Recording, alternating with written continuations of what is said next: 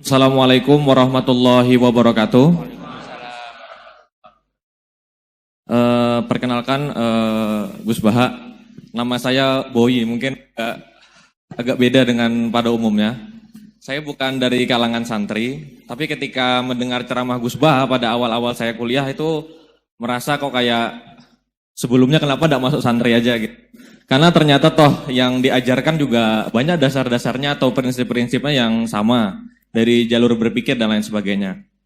Yang ingin saya tanyakan di sini adalah ketika Gus Baha menyampaikan tentang diroyah, mungkin singkat saja Gus, apakah diroyah ini alat atau ilmu universal yang bisa digunakan ketika berdialog dengan orang-orang yang mengatakan itu kan kaidah kalian gitu, itu kan kaidahmu. Ada hal-hal yang memang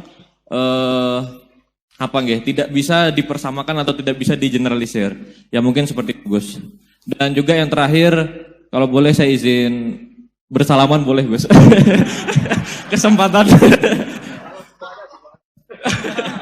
Oke, Assalamualaikum warahmatullahi wabarakatuh.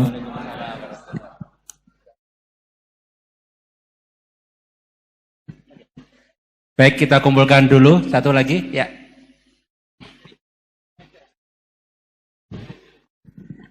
Cek. Bismillahirrahmanirrahim. Assalamualaikum warahmatullahi wabarakatuh. Ya, perkenalkan saya Taufik Satrio, biasa dipanggil Tosa. Ya. Ya. Singkatan. Baik, langsung saja mungkin untuk pertanyaannya. Di yaumil akhir nanti kan ada yang namanya yaumil mizan. Itu pertimbangan gitu kan. Nah itu bagaimana kalau timbangannya itu sama, artinya seimbang. Apakah itu nanti akan berada di tengah-tengah antara surga dan neraka atau seperti apa? Kemudian yang kedua, itu terkait dengan perbuatan buruk ke orang lain. Ketika kita berbuat buruk ke orang lain itu kan kita istilahnya zolim kepada orang lain. Tapi di lain sisi, itu secara zahir kan seperti itu. Tapi di lain sisi, di akhirat itu kan, kalau secara pahala, kita itu membantu orang lain mendapatkan pahala.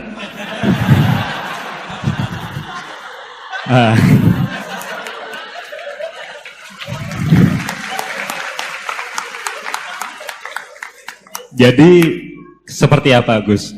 Terima kasih. Assalamualaikum warahmatullahi wabarakatuh. Terima kasih Mas Tosa, ya. Silakan Ibu, ya.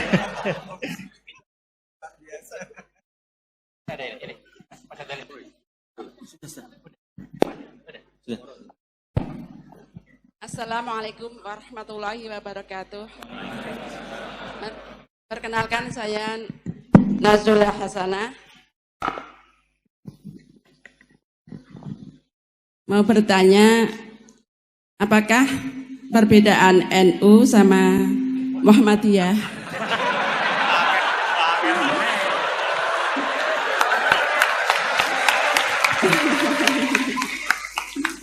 Tadi kan dijabarkan. Terus dalam sholat subuh itu kan ada yang pakai doa kunut, ada yang enggak. Tolong jabarkan. Wassalamualaikum warahmatullahi wabarakatuh. Waalaikumsalam. Baik Gus, ini ada 3 penanya. Mas Boy tadi terkait dengan diroya, apakah ini universal, termasuk untuk yang non-muslim bahkan gitu kan. Kemudian yang kedua dari Mas Tosa, hisab yang seimbang Gus, kasusnya gimana ini. Yang kedua terkait dengan kalau berbuat buruk kan membuat pahala untuk yang bersangkutan itu. Seperti orang puasa dikasih minum gitu kan ya. Ya. Terus kemudian buasana ini beda antara NU dan MU, kira-kira itu ya. Silakan Gus ya.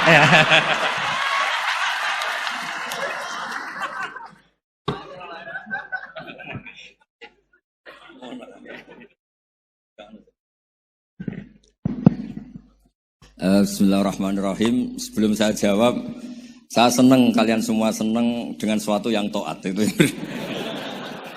Banyak orang untuk senang nunggu maksiat dulu. Mungkin melihat perempuan yang tidak mahram, melihat sesuatu yang maksiat. Jadi ini spesial.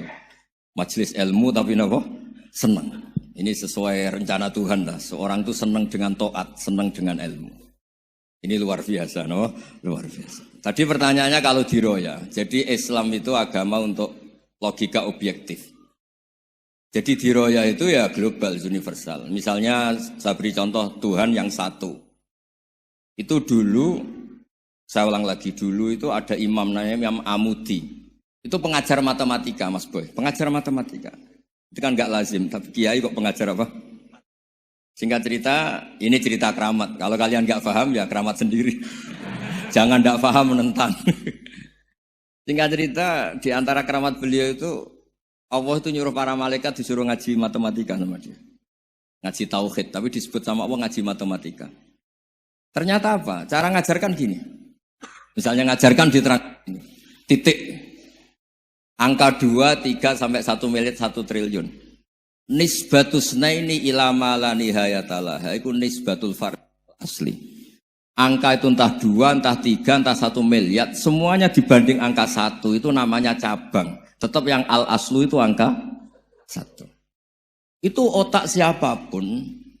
Itu akan ekor dengan logika tadi. Bukan kita Muslim. Semuanya akan tahu angka berapapun jumlahnya. Tetap asal-usulnya angka 1. Terus dia gambar, ya gambar apa saja, gambar masjid, apa gambar sapi atau gambar apa saja. Dimulai 1 titik. Gambar ruwet maupun gak ruwet tetap saja dimulai 1 titik. Nuktotul wujud. Jika kalau zaman saya ngaji, Pak Rektor ngaji dulu diterangkan semua makna Quran ada di Fatihah, Fatihah ada di Bismillah ya, Bismillah itu ada di titiknya, titiknya bak. Nah kenapa ini hebatnya Quran? Kenapa dimulai dari 1 titik? Untuk maklumatkan semua alam raya ini dimulai dari 1 titik, yaitu wujud Allah.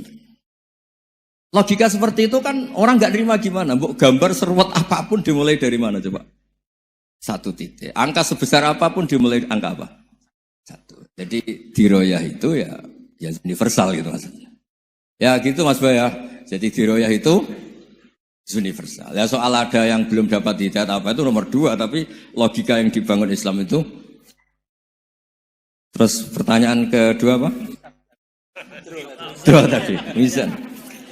Kamu ingin draw? Ini kasus ini, nggak pernah ngaji Quran itu. Di antara yang diterangkan Quran detail itu Ashabul A'raf apa? Ashabul A'raf, orang yang baiknya sama buruknya itu imbang. Itu sudah disediakan nanti di surga itu ada pagar. Kamu ingin di situ? Pagar pembatas, apa? Pagar pembatas. Di surga enggak, neraka enggak. Jadi kejadian surga dan neraka itu gini, tak terangin ya. Jadi kira-kira gini. Kan hisab itu hanya rubu'un nahar, sekitar 2 jam, 2 jam setengah selesai. Jadi satu dunia ini dihisab Allah, hanya Allah butuh waktu 2,5 jam. Rubu'un nahar. Kenapa gitu Pak Rektor? Karena semuanya datang ini sudah terindikasi dan itu sudah jelas. Misalnya orang yang soleh banget, wajahnya bersinar, bahkan semua tubuhnya bersinar. Yas'anuruhum baina aidihim. Yang pas-pasan, ya sinarnya pas-pasan. Sehingga nanti yang punya sinar cukup di kanan. Yang kelip-kelip agak ini, yang rawan kesaruk ini. Yang gelap gulita langsung di kiri. Nah itu terus, faduri babenahum bisuril lahubab. Terus Allah langsung bikin pagar. Nah yang rawan kesaruk pagarnya yang kelip-kelip tadi. Yang temangsang ini. Karena yang jelas hitam di kiri, yang jelas putih kanan. Yang abu-abu ini sama malaikat digaruk saja. Nah, terus temangsang di Araf itu. Nah, terus setelah dipagar ini dia punya kegiatan. Kalau melihat neraka bilang Rabbana srif anna adzabal jahannam. Kalau melihat surga ya Allah, ma kuntu asqa khalqik. Saya ini hamba Engkau yang tidak paling sial dan Kau Maha Rahman. Tolong saya jangan dihadapkan ke neraka lagi. Karena itu menyiksa. Wa ahraqaka. Ya ketika melihat neraka itu dia komentar, ya Allah, neraka ini begitu merusak wajah saya. Hawa panasnya itu sudah menghancurkan semua. Baunya juga agak enak. Saya minta saya dihadapkan ke surga. Bersama Allah. Tapi kamu tidak minta lagi kan? Tidak, saya hanya minta itu tok. Nah ini saya pandu. Kalau kamu ngalami tak pandu. Kalau kamu ngalamin tak pandu. sama Allah terus diberi janji supaya tidak minta yang lain. Tidak, saya tidak akan minta lagi. Terus melihat surga. Nah, di surga melihat orang kayak gitu kan, di surga nanti kalian kan hura-hura semua. Wah, istri yang di dunia kurang cantik, rewel, yang di surga itu istrinya cantik semua, gak rewel semua. Gak minta belanja, cantiknya tidak usah ke salon, pokoknya top lah. Terus dia melihat, tersiksa, cara Jawa ngiler. Wih, masa ngelihat tok? Akhirnya ya lama-lama berani ngajukan, ya Allah masa ngelihat tok? Gitu. Dikasih masuk gitu. Ya, terus, tapi kamu kan janji tidak minta lagi. Ya, terus ngerayu-ngerayu Tuhan lagi. Akhirnya walhasil nanti kalau betul-betul A'raf itu nasibnya akhirnya masuk surga. Tapi tadi digarap dulu lah, dikerjain dulu. Itu lama sekali perjalanannya, memang lama sekali. Nah, soal orang membunuh itu, apa contohnya tadi? Berbuat buruk sama orang lain, ya apapun lah. Berbuat buruk sama orang lain itu, kalau faktanya nanti tobat, Allah yang bisa ngelola itu. Makanya Nabi pernah senyum-senyum, pernah tertawa-tawa. Sungguh ketika Allah menghendaki rahmatnya itu semuanya indah. Yaqtulul qatil fayatubu hadza. Jadi ada orang yang saya membunuh, terus dia tobat serius. Kemudian al-maktul yang dibunuh ini masuk surga karena madlum. Qatilnya karena tobat serius juga masuk surga. Ya begitu juga di kedoliman-kedoliman yang lain. Jadi ya makanya tobat itu penting sekali. Ya taruh saja begini yang terkenal ya, contoh Wahsy itu jelas di surga karena syahid dibunuh Wahsy. Apa Hamzah? Hamzah ini jelas di surga karena matul syahidan. Dibunuh secara syahid oleh Wahsy. Tapi karena Wahsy tobatnya serius, nanti juga di surga. Begitu juga keburukan-keburukan yang lain. Jadi tobat ini misalnya ada orang hartanya dicuri. Tentu yang dicuri ini kalau dia orang baik, ya mungkin secara formal lapor polisi, tapi kalau dia orang baik mungkin ridho lah, sudah itu, sudah ridho kan. Berkahnya ridho, dia menjadi orang baik karena ridho diuji Allah, hartanya apa? Dicuri. Kemudian yang mencuri tobat. Entah harta itu dikembalikan, entah dikasihkan masjid sebagai amalnya yang dicuri, entah apa-apa. Allah ngasih tobat orang ini. Kemudian sama-sama jadi orang baik, kemudian sama-sama di surga. Makanya itu Nabi sampai senyum-senyum, betapa rahmatnya Allah tidak terbatas. Sama lagi, betapa rahmatnya Allah tidak terbatas. Bahkan qatil sama maktul bisa ngopi di surga bareng tadi itu. Karena ya tadi, masyhur itu. Yang paling legenda dalam sejarah Islam kan, saya pernah membunuh orang yang sangat dicintai Rasulullah. Sebagai tobat saya akan membunuh orang yang paling dibenci Rasulullah. Singkat cerita, Wahsy ini menangi bunuh Musailamah al-Kadzdzab. Orang yang ngaku-ngaku Nabi yang merusak tatanan apa? Islam. Apapun itulah, cerita-cerita apapun itu. Makanya saya sering cerita, kalau preman pasar itu tobat, bu, jangan nyapu masjid. Tobatnya tetap di pasar, yang dulu pasar gak aman karena dia, sekarang aman karena dia. Jangan tobat terus nyapu di pasar, pasar diganti subsidinya, pengganti. Itu gak fair apa? Jadi kalau tobat itu harus seimbang dengan zaman salahnya. Zaman apa? Kayak Umar. Ketika dia kafir itu orang Islam dibikin takut. Ketika dia Islam, gantian orang kafir dibikin takut. Pertama dia Islam langsung marahnya Abu Jahal, awas kalau ganggu Rasulullah, ngadepin saya. Itu fair. Kenapa? Fair. Jangan tobatnya bikin orang takut, lah tobat ke masjid, nyapu. Yang di pasar diganti penggantinya tetap gaduh. Gak boleh, harusnya kalau lama bikin pasar takut, ya sekarang lama bikin pasar apa? Aman. Itu tobat yang apa? Seimbang. Ya kira-kira gitu ya. Nanti tak pandu kalau sudah di Arab. Yang ketiga NU sama MU. Satu itu beda seragamnya dan logonya.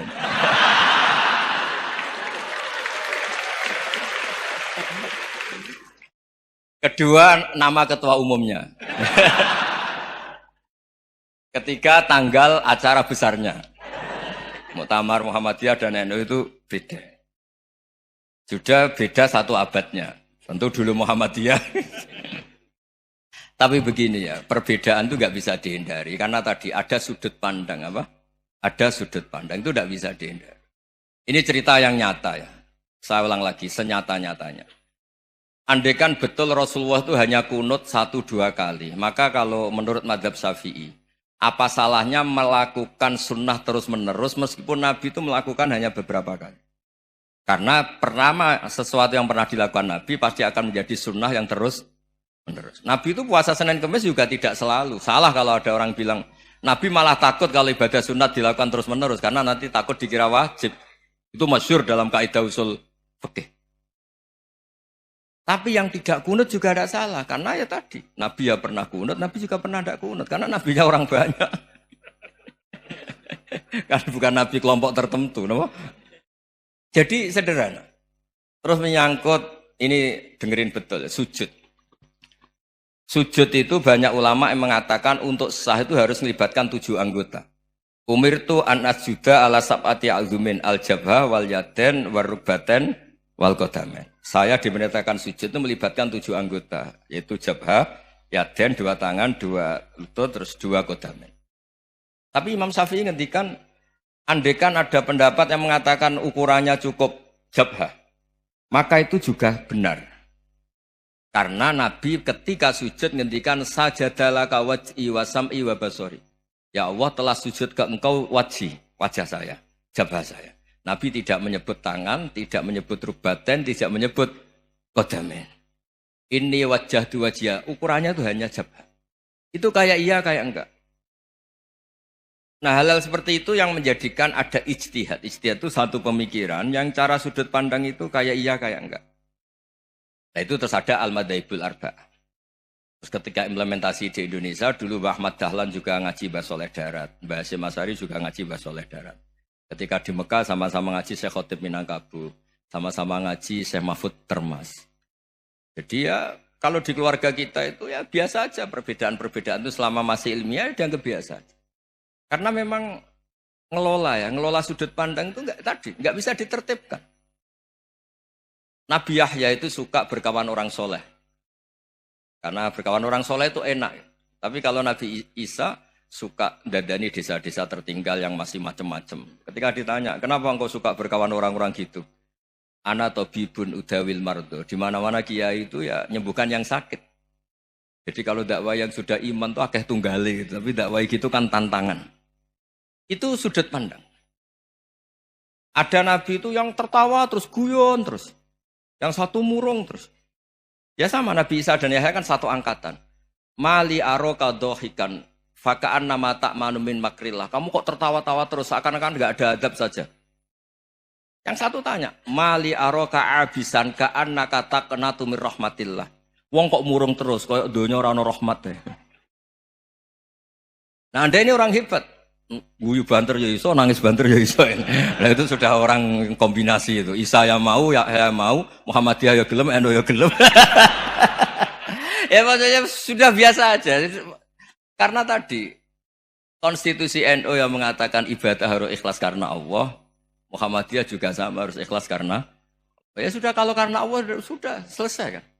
Yang menjadi masalah itu kan identitas untuk hadun nafsi untuk diri sendiri. Kalau kita ikhlas masalahnya apa? Coba masalahnya apa coba? Imam Syafi'i pernah di Masjid Abu Hanifah yang tidak kunut. Beliau enggak kunut. Ketika tanya, 5 ada tarok tal kunut, ikroman di hadal madhab. Saya menghormati madhab ini. Jadi ya biasa. Sebaliknya juga sama. Orang-orang Hanafi kalau Imam Syafi'i kunut ya ikut kunut. Karena kalaupun Anda yakin itu tidak disyariatkan, kamu juga yakin itu tidak membatalkan apa? Sholat. Itu yang perlu dicatat. Kalau Anda tidak yakin sunat, kan tidak yakin kalau itu membatalkan sholat. Jadi sebetulnya kalau dianalisis secara keilmuan itu ya semuanya normal. Karena tadi Rasulullah itu al-Bahrul Muhit, Nabi itu lautan yang luas sekali. Orang akan mengambil air sesuai kapasitas masing-masing. Dan akan merasakan kualitas air juga sesuai kapasitas masing-masing. Orang yang sangat haus melihat air seteguk ini luar biasa. Tapi yang tidak haus mungkin melihat itu biasa-biasa saja. Jadi makanya saya mohonlah, sudahlah itu biasa saja, apalagi secara sanad ya sama, secara tradisi sama. Ya soal perbedaan tidak harus dengan NU, antara Muhammadiyah juga biasa beda. Mungkin di UI antar rektorat juga beda-beda. Yang satu suka dekat rektor, yang satu suka enggak. Monggo asal itu niatnya ikhlas. Terakhir saya beri cerita, ada sahabat ditanya, "Sifli wajah Rasulillah." Coba tolong saya ceritakan wajahnya Nabi kayak apa. Sahabat itu nangis senangis-nangisnya. Kenapa engkau menangis? Saya itu tidak pernah melihat wajah Rasulullah SAW. Loh kenapa? Engkau kan sahabat. Sungkan. Sebagai bentuk penghormatan saya tidak berani melihat wajahnya. Sebagai bentuk penghormatan pada waktu Nabi, saya tidak berani sowan. Nabi di dalam punya keluarga, punya istri, punya cucu. Kalau saya sowan tuh ganggu. Ya masuk akal. Bentuk hormat itu tidak ganggu kan. Tapi ada orang-orang yang bentuk hormat, bentuk sayang itu sering datang ke majelis Nabi. Sama-sama masuk akal. Bisa didebat gimana? Sama-sama masuk akal. Ya sudah itu ijtihad. Maksudnya itu ijtihad. Itu sudah sama-sama masuk akal. Abul Hasan Asyadili itu kalau kemana-mana pakai mobil mewah, pakai baju mewah. Ketika ditanya, Anda ini ulama kok pakaiannya mewah, mobilnya mewah. Dan uang rakyat kepikiran nyangoni ya. Nah, tapi nak kowe tawaduk melas. Terus dibalik numbalmu sakit. Ngono ra iso mulai kiai ini. Ya tapi misalnya semua gitu mesti ada yang salah paham, itu keangkuhan. Tapi kalau semuanya kelihatan gembel, nanti orang trauma jadi kiai. Takut kayak itu. Ya sudah, itu wilayah ijtihad, sudah tidak usah pokoknya sudah, yang penting ikhlas. Anda berani tanggung jawab nanti ketika ketemu Allah Subhanahu wa taala. Nggih, ngoten. Assalamualaikum warahmatullahi wabarakatuh.